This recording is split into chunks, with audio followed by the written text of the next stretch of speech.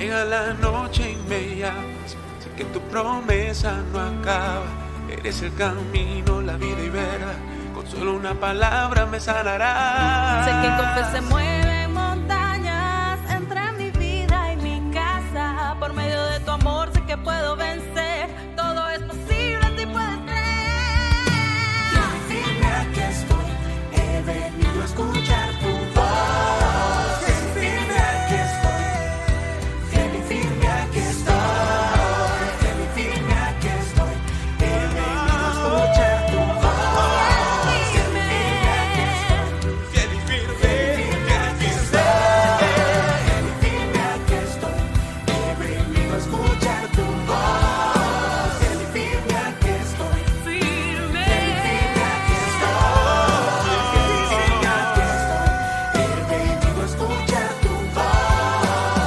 Firme aquí estoy.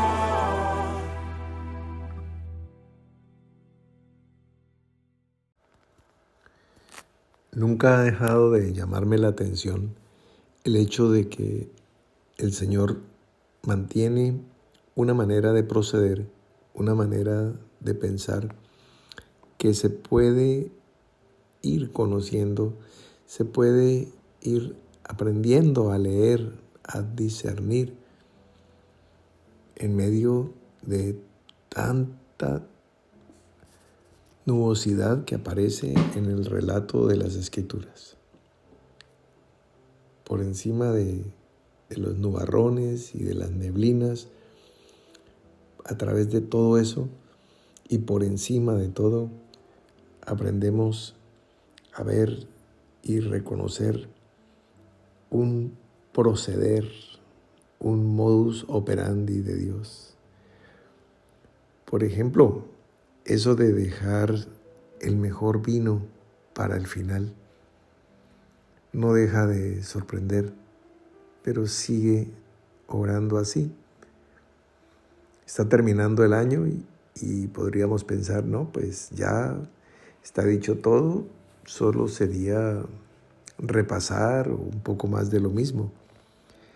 Pero no, fíjate tú, estamos en la semana 52 y por algún motivo, razón o circunstancia, pues cosas importantísimas que necesitan ser enseñadas, reveladas, y piedras que necesitan ser colocadas para cerrar la edificación de lo que hemos levantado, se dejan para estas últimas noches.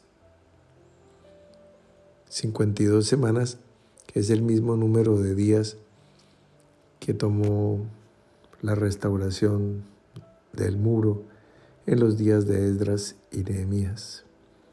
Tuvo que ser levantado en ese número de días.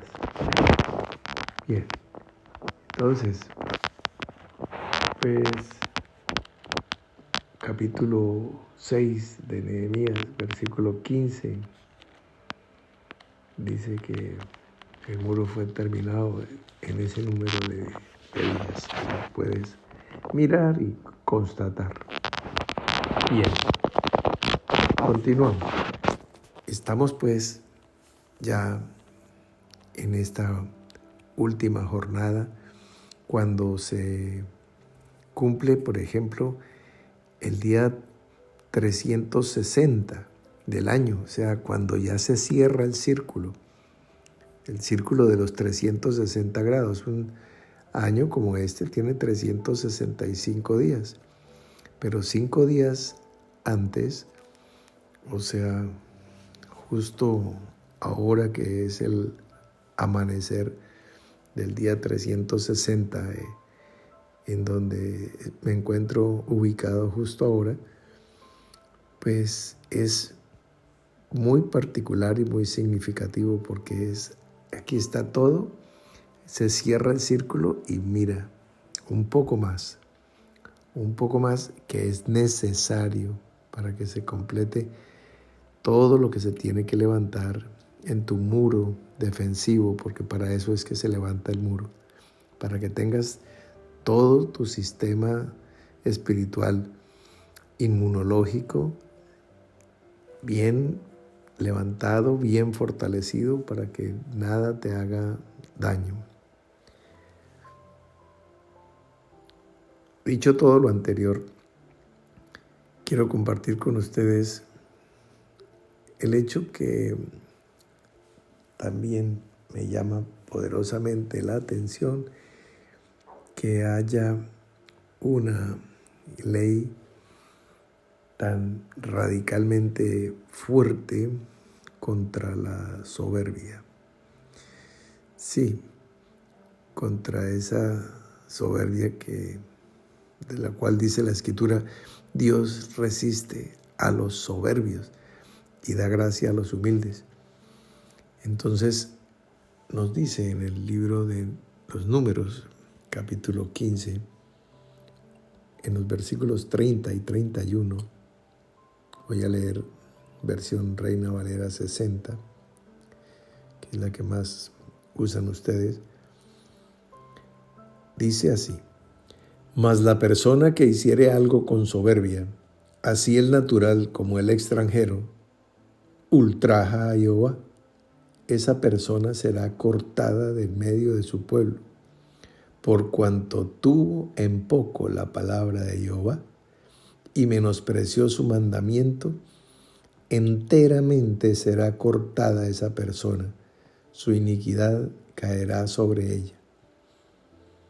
Ahora, no es fácil entender ese texto. El contexto, pues, son leyes sobre las ofrendas, y justo antes de eso dice, pues, que si la persona por algún motivo, sea natural o extranjero de los hijos de Israel, o un extranjero que habite en medio de los hijos de ese pueblo,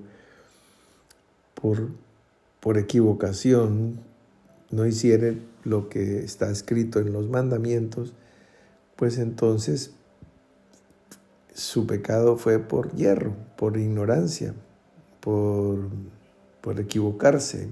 Entonces le explica cómo tiene que hacer la expiación por su equivocación. Dice, y será perdonado para ofrecer su culpa, porque no sabía bien, porque cometió fallas por hierro, no por hierro de metal, sino hierro de errar, de equivocarse. Pero la persona que desobedece por soberbia es el que ultraja a Dios. No es porque se equivocó, sino porque el que sabe hacer lo bueno y no lo hace, ya le es pecado. Entonces hay toda una porción allí muy fuerte que la separa, que es la ley de la soberbia. En el diccionario Strong, pues, aparece Gaón, también está el término Rum, términos hebreos para definir soberbia.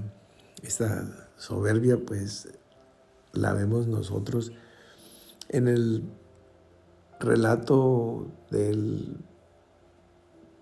posible desarrollo, el pregénesis de la gran rebelión del querubín protector. Entonces, esa es el origen de todo el pecado, de la rebelión, del conflicto celestial. Tiene su base en ese Gaón, Rum, esa soberbia. Es un sentimiento de superioridad, es un apetito exagerado de ser preferido a otros, es una forma desmedida de orgullo. La psicología moderna define el origen de ese tipo de personalidad y la explica como una gran inseguridad. La persona que maneja una baja autoestima por temor a ser herida o maltratada, Entonces se presenta ante el mundo con una imagen que le dé apariencia de seguridad, una excelencia o unos valores que hay en esa persona, pero que seguramente están ahí, pero lo que hace es esconder o camuflar su miedo, su profundo temor, su carencia y el miedo a vivir esa carencia, sea afectiva, sea de reconocimiento, de ser menos que los demás. Y entonces, pues es su manera de sobrevivir, de establecerse y de ganar los afectos. En resumen, detrás y en la raíz de la soberbia lo que hay es el temor, el miedo. Miedo a no ser lo suficientemente capaz, lo suficientemente bueno, a no ser lo suficientemente grande como quiere ser o como quiere ser reconocido al menos. Entonces, ante la incapacidad de asumir lo que quiere llegar a alcanzar, y como no puede asumir todos sus miedos, prefiere maquillarlos de seguridades. Y entonces ahí ya viene la figura del pavo real como el animal que representa, tipifica ese llamado pecado capital, ¿no? Está ahí, en la raíz. Entonces, de la soberbia pues nace, pues, esa es la raíz de donde viene el tronco, que es la rebelión. Dice, no, me rebelé. Y de ahí vienen todas las ramas que son las expresiones de la naturaleza, las malas palabras, las iras, las blasfemias, las calumnias. Pero la raíz es la soberbia. Y la raíz de la soberbia es el miedo que tiene la persona a sus propias incapacidades, a sus propias carencias. Entonces, eso es lo que hay cuando encontramos el infatuado, el soberbio, el pavo real. Es cuando realmente más se tiene, se es más humilde. Esa es la línea. Les decía que Dios deja lo mejor para el final, el mejor vino, porque aquí estamos tocando el punto, el eje, la esencia, donde radica todo, donde está el ego, donde se debe tratar todo aquello que tú quieres alcanzar para vencer en el campo que sea. Entonces, si se aplaza eso o se deja de lado y se va pintando de colores las paredes de tu casa espiritual, de tu morada espiritual, hermoseándola por aquí o por allá, pero sin tocar el punto fundamental, el ego, donde manejas esa soberbia con la cual pues ultrajas a tu Dios. Entonces, pues realmente todavía no se ha hecho lo que se tiene que hacer, porque este es el trabajo de base. Hemos hablado, por ejemplo, todas estas mañanas anteriores sobre la riqueza, la pobreza, la administración financiera, etcétera, etcétera.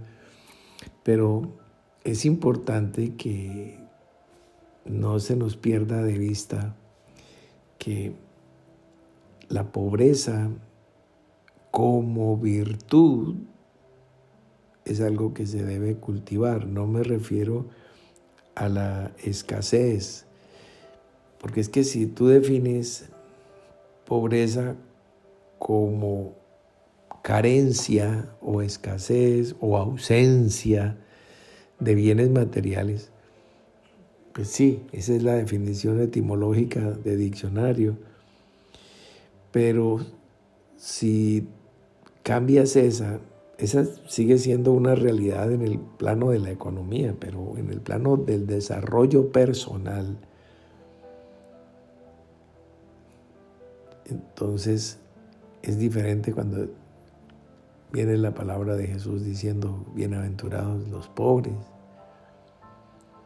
Se refiere a estar desapegado de las cosas de este mundo. Esa es la pobreza que te desarrolla, te da clima para manifestar humildad. De resto, pues, pavo real, la soberbia, ¿sí? Entonces, queremos erradicar la pobreza como expresión de escasez o de carencias, sí. ¿Trabajamos contra eso? Sí. Correcto, así es, lo estamos haciendo, lo seguiremos haciendo, claro. Pero resaltamos y destacamos la pobreza como virtud, como contrapeso a la arrogancia, la jactancia, la vanagloria, la soberbia, contra el mal camino, ese orgullo desmedido, ese sentimiento que de alguna manera te llega a hacer creer que los demás son inferiores a ti. Tú puedes ser mayor que las personas en edad o en jerarquía, en tu trabajo o en lo que sea, pero no hace a los demás inferiores en dignidad, ni los hace inferiores en derechos, ni los hace inferiores en nada.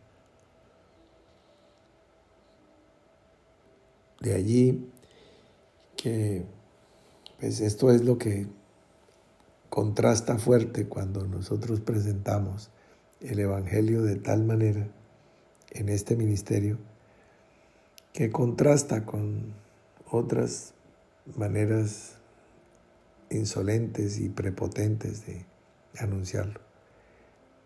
No nos jactamos de eso, pues no es el punto, pero sí resaltamos y destacamos que la pobreza como virtud, la humildad como senda y la soberbia como mal camino. Vamos a parar allí, pero te podrás haber dado cuenta que tratamos algo que está en el núcleo, en el epicentro, en el ojo del huracán de tu vida espiritual. Estamos tocando el eje y eso haremos y tocaremos puntos así importantísimos en los últimos momentos cerrando el año. No pienses, no, pues ya ahora solo vamos a hablar de natilla y buñuelos. No, o de pavo relleno. No, señores. Entonces, mis amigos, pues un gusto poder estar cerrando esta última semana, como hemos titulado esta reunión nocturna, y hasta mañana.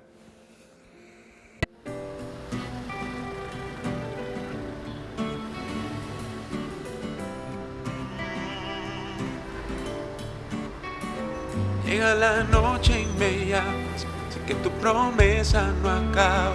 Eres el camino, la vida y verdad, con solo una palabra me sanarás. Sé que con fe se mueve